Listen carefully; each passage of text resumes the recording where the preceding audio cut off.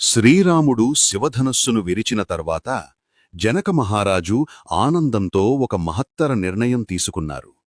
తన వంశపు నలుగురు కన్యలను దశరథ మహారాజు నలుగురు కుమారులకు వివాహం చెయ్యాలని నిశ్చయించారు.